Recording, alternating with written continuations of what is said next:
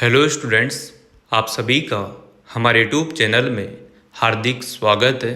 आज के इस वीडियो में बात करने वाले हैं पीटीईटी एग्ज़ाम 2025 सेकेंड लिस्ट से पहले आप लोगों को कॉलेज चॉइस वापस से भरनी होगी। तो कौन कौन स्टूडेंट जो है कॉलेज चॉइस भर सकता है। जिन स्टूडेंट्स के रजिस्ट्रेशन होने के बावजूद भी कॉलेज चॉइस नहीं भर पाए थे पहली लिस्ट के लिए और उन्हें कॉलेज अलॉट नहीं हुआ है, तो वो स्टूडेंट भी यहाँ पर अप्लाई कर सकते हैं, वापस से कॉलेज भर सकते हैं। ऐसे स्टूडेंट जिन्हें अपना मनपसंद कॉलेज नहीं मिला हो अपवर्ड मूवमेंट के बावजूद भी, तो वो सभी भी यहाँ पर सेकेंड लिस्ट के लिए वापस से कॉलेज भर सकते हैं। ऐसे स्टूडेंट जिन्हें BA, BSc, BCom final year का रिजल्ट की वजह से रिपोर्टिंग वगैरह नहीं करा पाए थे, कॉलेज चॉइस नहीं भर पाए थे, तो वो सभी स्टूडेंट भी सेकेंड लिस्ट में जो है कॉलेज फिल कर सकते हैं वापस से।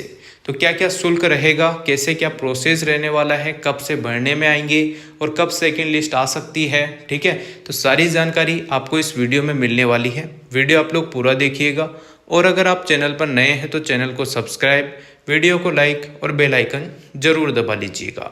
सबसे पहले हम बात करते हैं आपके पीटीईटी एग्ज़ाम में जो रिजल्ट आए थे, कॉलेज आपने भरे थे। जिन बच्चों ने भर दिया था, जिन्होंने पहली लिस्ट में ही कॉलेज प्राप्त कर लिया है, उन्हें अप मूवमेंट भी करा लिया है, पर उन्हें कॉलेज समझ में नहीं आया है, ठीक है ना। तो ऐसी कंडीशन में आप लोगों को क्या करना है, आप लोग अपनी रिस्क पर सेकेंड लिस्ट से पहले आप लोगों को कॉलेज भरने का वापस से ऑप्शन मिलेगा।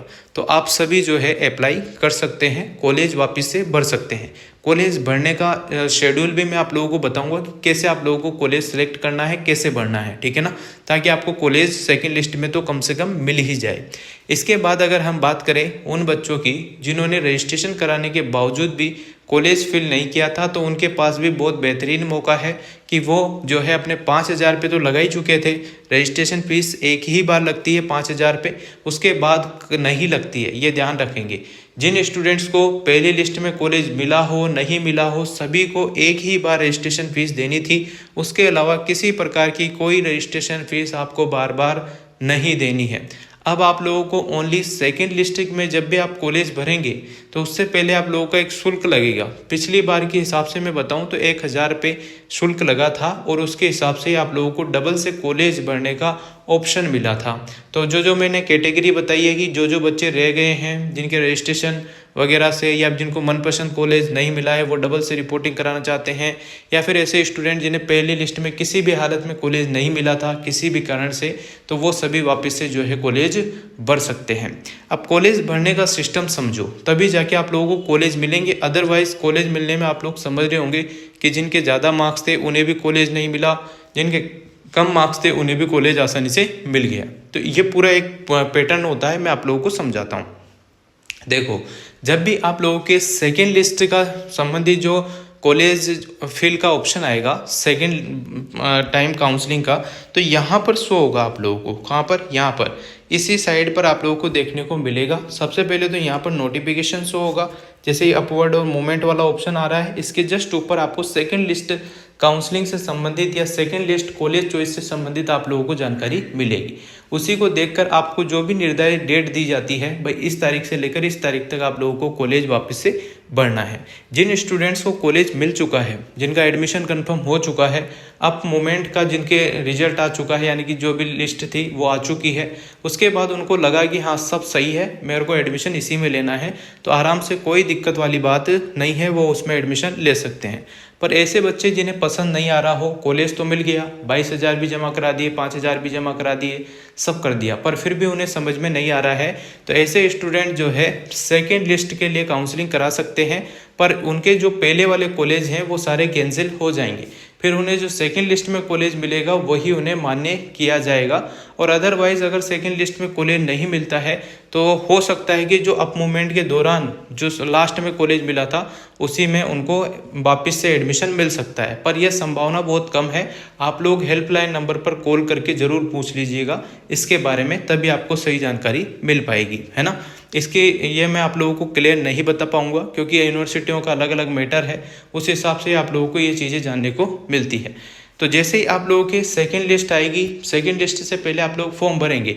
फॉर्म भरते टाइम आप लोगों को विशेष ध्यान ये रखना है कि जब भी आप कॉलेज भरें तो आपके कितने भी मार्क्स हो, अगर आपको किसी भी हाल में बीएड करनी है, चाहे आप 4 ईयर वाले हो या 2 ईयर वाले हो, किसी भी हाल में अगर आपको बीएड करनी है तो आपको कॉलेज पूरे के पूरे ही भरने होंगे, क्योंकि इस बार ऑल राजस्थान वाला ऑप्शन नहीं आया है कि आप ऑल राजस्थान कर दे और आपको कोई सा भी कॉलेज अलॉट हो जाए।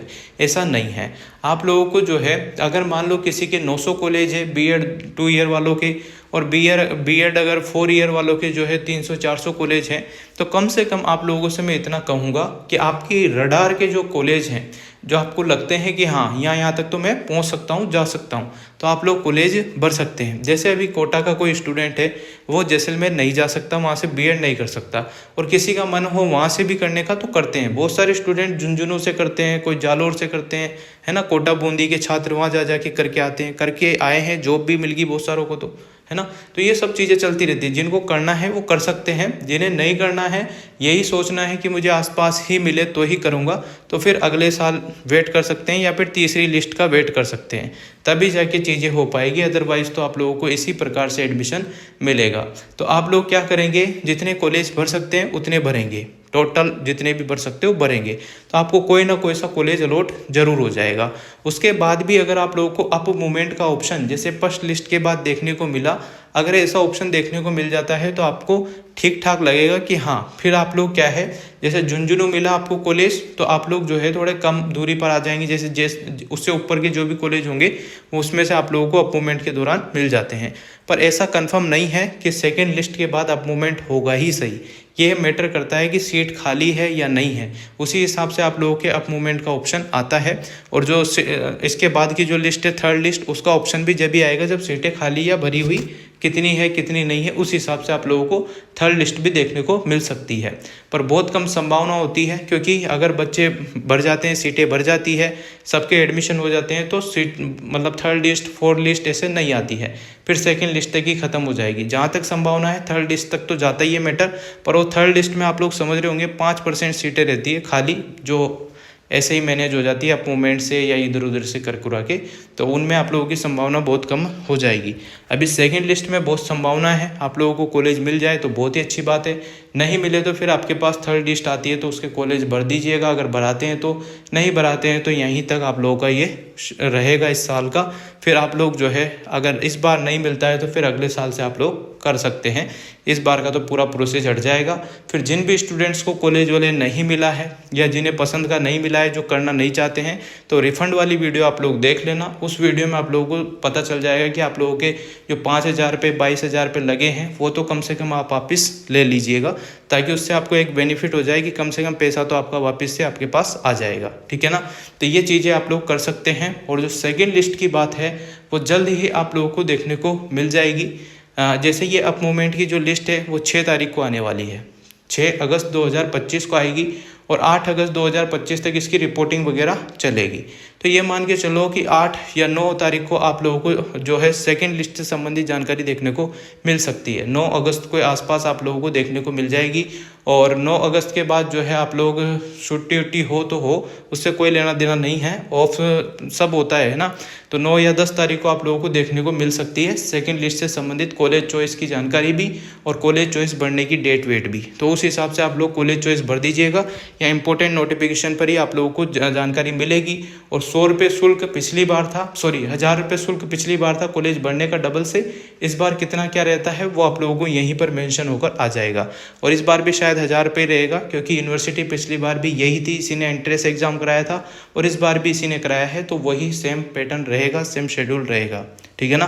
तो उससे आप लोगों को जो भी कॉलेज मिलता है तो अपने डॉक्यूमेंट्स अगर किसी के कंप्लीट नहीं है तो वो ज़रूर कंप्लीट कर लो, क्योंकि फिर बाद में आप लोग सोचो कि कास्ट सर्टिफिकेट बनाऊंगा, वो करूंगा, मेरे वो मिस्टेक है, आधार कार्ड अपडेट नहीं है, तो अभी ही करा लो। आप लोग अभी कराओगे तो जब लिस्ट आएगी, जब तक तो 4-5 दिन है, तब तक तो कोई ना कोई सा डॉक्यूमेंट तो अपडेट हो ही जाएगा, है ना। फिर बाद में आप लोग सोकर जागोगे तो फिर बहुत लेट हो जाओगे। इस वजह से आप लोग जो है अभी से डॉक्यूमेंट्स कंप्लीट कर लो। कॉलेज मिले ना मिले, आप लोग डॉक्यूमेंट्स तो कंप्लीट रखो ही सही, है ना। तो वो कंप्लीट कर लीजिएगा। और बाकी जो भी जानकारी रहेगी सेकंड लिस्ट की, और भी कुछ अगर एक्स्ट्रा आता है तो आप लोगों को बता देंगे। 9 या 10 अगस्त को आप लोगों को सेकंड लिस्ट की जानकारी देखने को मिलेगी। अप मूवमेंट के बाद जो कॉलेज लिस्ट निकलेगी उसके बाद ही वो प्रोसेस चालू होगा और उसमें आप लोगों को कॉलेज वापस से फिल करने हैं। कॉलेज लगभग आप लोग सारे ही फिल करेंगे जितना हो सकता है।